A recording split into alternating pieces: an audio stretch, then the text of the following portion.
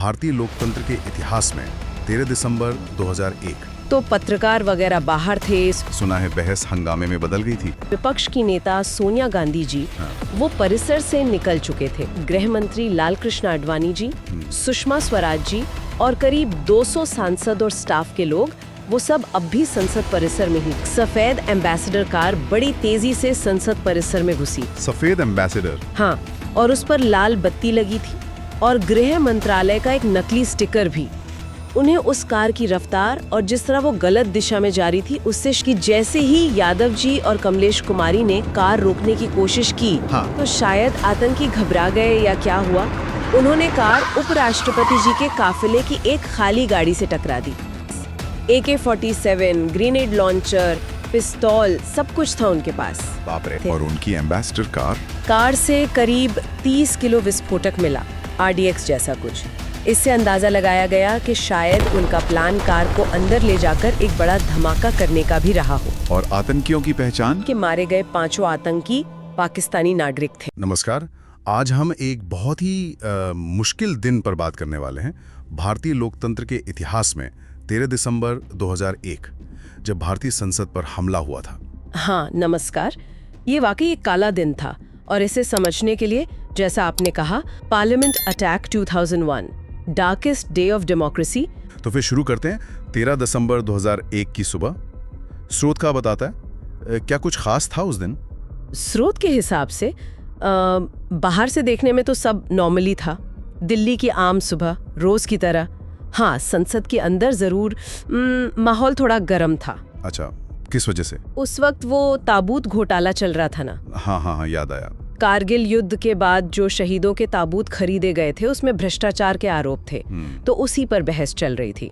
हाँ, याद आया। तो पत्रकार वगैरह बाहर थे, सुरक्षाकर्मी अपनी ड्यूटी पर, सब सामान्य सा। लेकिन ये शांति मतलब ज्यादा देर नहीं रही। सुना है बहस हंगामे में बदल गई थी। हाँ, बिल्कुल।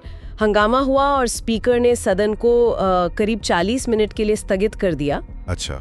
इसी दौरान जो उस समय के प्रधानमंत्री थे अटल बिहारी वाजपेयी जी और विपक्ष की नेता सोनिया गांधी जी, वो परिसर से निकल चुके थे।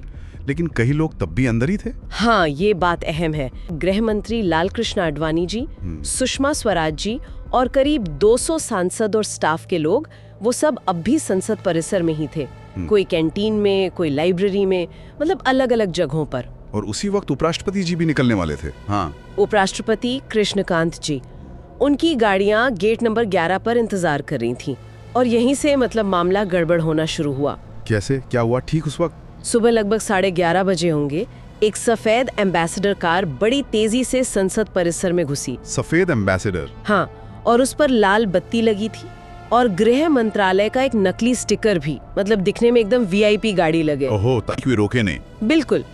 और वो चेक पॉइंट्स को चकमा देकर सीधे VIP एंट्री वाले गेट से अंदर आ गई। लेकिन किसी सुरक्षा कर्मी को शक हुआ? हाँ, यहीं पर CRPF की एक कांस्टेबल थी, कमलेश कुमारी, वो गेट नंबर 1 के पास तैनात थी। उन्हें उस कार की रफ्तार और जिस तरह वो गलत दिशा में जा रही थी उससे शक हुआ।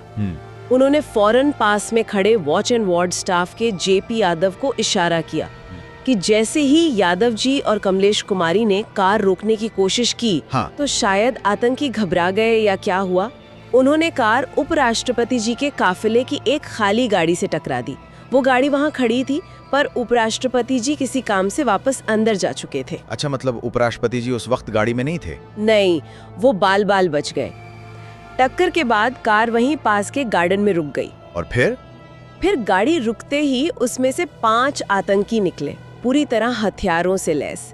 AK-47, ग्रेनेड लॉन्चर, पिस्तौल, सब कुछ था उनके पास। बाप रे। और स्रोत के मुताबिक उन्होंने बाहर निकलते ही सबसे पहले कमलेश कुमारी पर गोली चलाई, जो उन्हें रोकने की कोशिश कर रही थी। ओह। हाँ, और वहीं पास में एक माली काम कर रहे थे, देशराज, वो भी उनकी गोली का निशाना बने। JP यादव ने भी मुकाबला करने की कोशिश की पर वो भी शहीद हो गए। बहुत दुखद। लेकिन JP यादव ने शहीद होने से पहले एक बहुत जरूरी काम किया था, है ना? हाँ, बिल्कुल सही। स्रोत इस बात पर बहुत जोर देता है। यादव जी ने गिरते गिरते इमरजेंसी अलार्म का बटन दबा दिया, बंद होने शुरू हो गए। आतंकियों का प्लान क्या था वैसे? स्रोत क्या कहता है? उनका इरादा तो जैसा स्रोत बताता है संसद के सेंट्रल हॉल में घुसने का था, जहां सारे सांसद बैठते हैं। और फिर वहां सांसदों को बंधक बनाना, उनके बैग्स में हथियार और ग्रेनेड भरे पड़े थे। मतलब वो लंबी तैयारी से आए थे। लेकिन अलार्म बजने से उनका प्लान बिगड़ गया। हाँ, पूरी तरह। अब उन्हें समझ आ गया कि अंदर घुसना मुश्किल है, तो उन्होंने अंधाधुंध फायरिंग शुरू कर दी। हवाई फायर भी किए। अंदर जो सांसद और मंत्री थे, उन्हें क्या लगा? क्या हुआ अंदर? शुरू में तो कई लोगों को लगा कि शायद कोई विपक्षी पार्टी का हंगामा है, कोई जोरदार प्रदर्शन हो रहा है। अच्छा, गोली चलने की आवाज को हंगामा समझा? जो उस समय संसदीय कार्य मंत्री थे, प्रमोद महाजन जी, उन्हें बाहर से किसी ने फोन पर हमले की खबर दी। उन्होंने फौरन अंदर सबको बताया। उसके बाद तो जाहिर है अंदर एकदम डर और अफरा तफरी का माहौल बन गया होगा। और सुरक्षा सेवाओं ने क्या किया? जो पार्लियामेंट सिक्योरिटी सर्विस के जवान थे, उन्होंने फौरन सारे दरवाजे, खिड़कियां सब अंदर से लॉक कर दिए। और आतंकी वो किधर गए? वो 2-3 के ग्रुप में बट गए और गेट नंबर 5 की तरफ भागे। वो प्रधानमंत्री के आने जाने का रास्ता था। शायद उन्हें लगा वहां से घुसना आसान होगा। लेकिन वो गेट तो बंद हो चुका था, यादव जी के अलार्म की वजह से। बिल्कुल, वो गेट पहले ही अंदर से लॉक था। ये उनके लिए बड़ा झटका था। प्लान पूरी तरह फेल हो रहा था। फिर क्या किया उन्होंने? अब वो बौखला गए कि उन्होंने दूसरे गेटों की तरफ बढ़ते हुए फायरिंग और तेज कर दी। और यहीं पर सीआरपीएफ के एक और कांस्टेबल संतोष कुमार, उन्होंने बहुत बहादुरी दिखाई। उन्होंने क्या किया? वो अपनी पोजीशन लेकर घात लगाए बैठे थे और जैसे ही आतंकी रेंज में आए, उन्होंने एक एक करके 3 आतंकियों को वहीं ढेर कर दिया। वाओ, 3 आतंकी मारे गए, बाकी 2? जो चौथा आतंकी था, उसने देखा कि अंदर जाने का कोई रास्ता नहीं बचा, तो उसने पास में कोई केबल लटक रही थी, शायद दूरदर्शन की, उसे पकड़कर पहली मंजिल पर चढ़ने की कोशिश की। चढ़ गया? नहीं, सुरक्षा बलों ने उसे गोली मार दी, वो नीचे गिर गया। लेकिन घायल होने के बाद भी स्रोत के मुताबिक उसने एक ग्रेनेड फेंका और फिर गेट नंबर 5 की तरफ भागा, पर वहीं फायरिंग में मारा गया। और आखिरी 5वां आतंकी? उसे अब तक साफ हो गया था कि खेल खत्म है, संसद में घुसना नामुमकिन है। तो स्रोत कहता है कि वो गुस्से और हताशा में वापस मेन गेट यानी गेट नंबर 1 की तरफ गया। हाँ। और वहीं पर खुद को बॉम्ब से उड़ा लिया। ओह माय गॉड, तो एक ने सुसाइड बॉम्बिंग की? हाँ, स्रोत के अनुसार। उस धमाके के बाद क्या माहौल था वहाँ? एकदम अफरा तफरी, चारों तरफ धुआं, बारूद की गंध, दहशत। मीडिया बाहर से लाइव कवरेज कर रहा था और इस गोलीबारी में कुछ मीडिया वाले भी घायल हुए। फायरिंग रुकने के बाद भी सुरक्षा बल काफी देर तक अपनी पोजीशन पर डटे रहे। उन्हें पक्का नहीं था कि सारे आतंकी मारे गए या कोई और भी छिपा हो सकता है। तो ये पूरा ऑपरेशन, ये हमला कितनी देर चला और कुल नुकसान कितना हुआ? ये सब कुछ करीब 45 मिनट चला। सुबह 11:40 से दोपहर करीब 12:25 तक। 5 आतंकी तो मारे गए, लेकिन भारत की तरफ से दिल्ली पुलिस के 6 जवान, संसद सुरक्षा सेवा के 2 कर्मी और वो माली देश राज्य, कुल 9 लोग शहीद हुए। 9 जाने गए। हाँ, और करीब 18 लोग घायल भी हुए। हमले के बाद जाहिर है जांच तेजी से शुरू हुई होगी। स्रोत क्या बताते हैं जांच के बारे में? क्या सबूत मिले? हाँ, जांच फौरन शुरू हो गई। आतंकियों के पास से जो बैग मिले, उनमें ड्राई फ्रूट्स थे, काजू, बादाम वगैरह। Dry fruits? हाँ। स्रोत इसे इस बात का संकेत मानता है कि वो लंबे समय तक बंधक बनाने की तैयारी में थे, मतलब खाने पीने का इंतजाम करके आए थे। और उनकी एम्बेसडर कार से करीब 30 किलो विस्फोटक मिला, RDX जैसा कुछ। इससे अंदाजा लगाया गया कि शायद उनका प्लान कार को अंदर ले जाकर एक बड़ा धमाका करने का भी रहा हो। और आतंकियों की पहचान? कि मारे गए 5 आतंकी पाकिस्तानी नागरिक थे। ये स्रोत इस हमले को किसी पुरानी घटना से जोड़ता है? हाँ, बिल्कुल। स्रोत इसे सीधी दिसंबर 1999 में जो इंडियन एयरलाइंस की फ्लाइट IC-814 हाईजैक हुई थी, उससे जोड़ता है। कंधार कांड जिसे कहते हैं। हाँ, वही कंधार कांड, जब यात्रियों को छुड़ाने के बदले भारत सरकार को 3 खूंखार आतंकियों को छोड़ना पड़ा था। उनमें एक मौलाना मसूद अजहर भी था। तो स्रोत का कहना है कि मसूद अजहर का हाथ था इस हमले में? हाँ, स्रोत का यही दावा है कि रिहा होने के बाद मसूद अजहर पाकिस्तान गया। वहाँ उसने 2000 में जैश-ए-मोहम्मद नाम का आतंकी संगठन बनाया और भारत पर बड़े हमले की प्लानिंग शुरू कर दी। मतलब ये संसद हमला एक तरह का बदला था? स्रोत तो यही कहता है। मसूद अजहर भारतीय जेल में रहा था, तो स्रोत के मुताबिक उसे दिल्ली और खासकर संसद के आसपास की सुरक्षा की, मतलब जो कथित कमजोरियां थीं, उनकी जानकारी थी। जैसे गाड़ियों की ठीक से चेकिंग नहीं होती, बैरिकेड उतने मजबूत नहीं है, सीसीटीवी कम है वगैरह। अच्छा, तो वो IC-814 का बदला लेना चाहता था। उसने ये हमला प्लान कैसे किया? टीम कैसे बनाई? स्रोत में कुछ है इस बारे में? हाँ, स्रोत के अनुसार अजहर ने IC-814 हाईजैकिंग में शामिल एक और आतंकी था, मोहम्मद सादिक या सन्नी अहमद काजी नाम बताया गया स्रोत में, उसकी मदद ली और 5 लड़कों का एक फिदाइन दस्ता तैयार किया। और उनका प्लान क्या था? असल प्लान? उनका जो ओरिजिनल प्लान था स्रोत के मुताबिक, वो और भी खतरनाक था। वो ये था कि गेट नंबर 1 के पास पहुंचकर चलती एम्बेसडर कार से आतंकी कूद जाएंगे। चलती कार से? हाँ, और फिर कार में ग्रेनेड फेंक देंगे ताकि कार लुढ़कती हुई गेट नंबर 12 तक जाए और वहां जाकर फट जाए। बाप रे, इससे क्या होता? इससे धमाका होता, अफरा तफरी मचती, सुरक्षा बलों का ध्यान उस तरफ जाता और इसी बीच ये आतंकी गेट नंबर 1 से अंदर घुसते, सीधे सेंट्रल हॉल पहुंचते, सांसदों को बंधक बनाते और फिर मसूद अजहर को इन्फॉर्म करते। ये तो बहुत ही खतरनाक प्लान था। इसको अंजाम देने के लिए भारत में किसी की मदद ली गई? अफजल गुरु का नाम कैसे जुड़ा इससे? हाँ, यहीं पर लोकल मदद की बात आती है। स्रोत बताता है कि अजहर ने कश्मीर में मौजूद गाजी बाबा नाम के एक शख्स से कांटेक्ट किया। स्रोत कहता है कि गाजी बाबा असल में एक पाकिस्तानी नागरिक था जो अंडरकवर काम कर रहा था। उसका काम क्या था? उसे इन 5 आतंकियों को पनाह देनी थी और दिल्ली तक पहुंचाना था।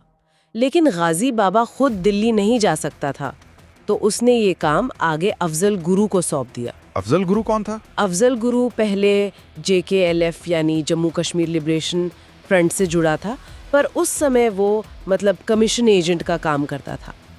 स्रोत कहता है कि पैसों के लालच में वो ये काम करने को तैयार हो गया। और अफजल गुरु ने क्या किया फिर? स्रोत के हिसाब से अफजल ने ही इन 5 आतंकियों को दिल्ली में अलग अलग जगहों पर छिपा कर रखा, उनके लिए नकली पहचान पत्र बनवाए। अच्छा। उसने दिल्ली के करोल बाग से वो सफ़ेद एम्बेसडर कार खरीदी, कश्मीरी गेट से गाड़ी के लिए लाल बत्ती खरीदी और पुरानी दिल्ली के खारी बावली मार्केट से ड्राई फ्रूट्स और विस्फोटक बनाने के लिए जो केमिकल चाहिए थे वो सब खरीदे। पूरी तैयारी करवाई उसने? हाँ, स्रोत में ये भी लिखा है कि हमले से 1 दिन पहले इन सब ने पुरानी दिल्ली की किसी रेस्टोरेंट में साथ बैठकर खाना भी खाया था, मटन कबाब वगैरह। और फिर 13 दिसंबर को हमला करने निकल पड़े? जी। इतना बड़ा हमला हुआ, भारत सरकार की प्रतिक्रिया तो बहुत कड़ी रही होगी। हाँ, जाहिर है। प्रधानमंत्री वाजपेयी जी ने देश को संबोधित किया, कहा कि ये आतंकवाद की चुनौती है और भारत इसका करारा जवाब देगा। और गृह मंत्री आडवाणी जी ने? आडवाणी जी ने सीधे सीधे पाकिस्तान में बेस्ड आतंकी ग्रुप्स लश्कर तैयबा और जैश ए मोहम्मद उन पर आरोप लगाया। उन्होंने ये भी कहा कि ये हमला पाकिस्तान की खुफिया एजेंसी ISI के इशारे पर हुआ है और हमलावर पाकिस्तानी थे। और इसके बाद ही ऑपरेशन पराक्रम शुरू हुआ था? हाँ, हमले के सिर्फ 2 दिन बाद 15 दिसंबर 2001 को भारत ने ऑपरेशन पराक्रम लॉन्च कर दिया। क्या था ये ऑपरेशन? इसके तहत भारत ने पाकिस्तान से लगी पूरी सीमा पर अपनी सेना का बहुत बड़ा जमावड़ा कर दिया। स्रोत कहता है 5 लाख से ज्यादा सैनिक, टैंक, मिसाइलें सब बॉर्डर पर तैनात कर दिए गए। 5 लाख? हाँ, और ये तैनाती करीब 10 महीने तक चली। इस दौरान सैनिकों की छुट्टियां तक कैंसिल कर दी गई थीं। इससे तो भारत पाकिस्तान के बीच जंग का खतरा एकदम सर पे आ गया होगा। बिल्कुल, पूरी दुनिया में चिंता फैल गई थी, माहौल बहुत तनावपूर्ण था। फिर युद्ध कैसे टलक? इसी तनाव के बीच स्रोत बताता है कि पाकिस्तान के जो उस समय राष्ट्रपति थे परवेज मुशर्रफ, उन्होंने एक बयान दिया। कहा कि वो अपनी जमीन का इस्तेमाल आतंकवाद के लिए नहीं होने देंगे और उन्होंने कुछ आतंकी संगठनों पर बैन लगाने का ऐलान भी किया। लेकिन स्रोत इस बयान को कैसे देखता है? स्रोत का मानना है कि ये शायद बढ़ते हुए अंतर्राष्ट्रीय दबाव और युद्ध टालने की एक चाल थी, एक डिप्लोमेटिक मूव। तो क्या इसी वजह से युद्ध रुका? लगता तो यही है।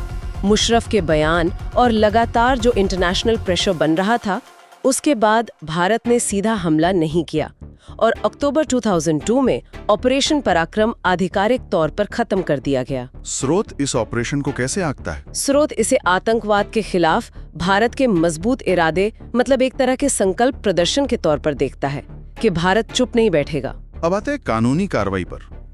इस साजिश में जो लोग शामिल थे उनका क्या हुआ? दिल्ली पुलिस की स्पेशल सेल ने बहुत तेजी से जांच की। वो कार, आतंकियों के पास से मिले फोन, सिम कार्ड, ये सब अहम सुराग बने। और जल्द ही उस समय एक कड़ा कानून था पोटा, अच्छा, प्रिवेंशन ऑफ टेररिज्म एक्ट। उसके तहत 4 लोगों को गिरफ्तार किया गया। कौन कौन थे वो? एक तो अफजल गुरु, दूसरा उसका चचेरा भाई शौकत हुसैन गुरु, तीसरी शौकत की पत्नी अफसान गुरु, और चौथे थे दिल्ली यूनिवर्सिटी में अरबी पढ़ाने वाले प्रोफेसर SAR गिलानी। इन पर मुकदमा चला, फिर क्या फैसले आए? हाँ, निचली अदालत यानी पोटा कोर्ट में ट्रायल हुआ। अफसान गुरु जो थीं शौकत की पत्नी, उन्हें सबूत न होने की वजह से बरी कर दिया गया। और बाकी 3? अफजल गुरु, शौकत हुसैन गुरु और प्रोफेसर गिलानी, तीनों को फांसी की सजा सुनाई गई। तीनों को फांसी? हाँ, निचली अदालत से। इस बीच एक और डेवलपमेंट हुई। स्रोत बताता है कि जो मास्टरमाइंड माना जा रहा था गाजी बाबा, वो 2003 में श्रीनगर में BSF के साथ एक मुठभेड़ में मारा गया। अच्छा, गाजी बाबा मारा गया। लेकिन इन तीनों की सजा का क्या हुआ? इस मामला ऊपर गया होगा? हाँ बिल्कुल, मामला हाई कोर्ट गया। हाई कोर्ट ने प्रोफेसर SAR गिलानी को बरी कर दिया। सबूतों की कमी बताई गई। उनके वकील उस समय राम जेठमलानी थे। गिलानी बरी हो गए। अफजल और शौकत का क्या? उनकी फांसी की सजा हाई कोर्ट ने कंफर्म रखी, बरकरार रखी। फिर सुप्रीम कोर्ट? हाँ, मामला सुप्रीम कोर्ट पहुंचा।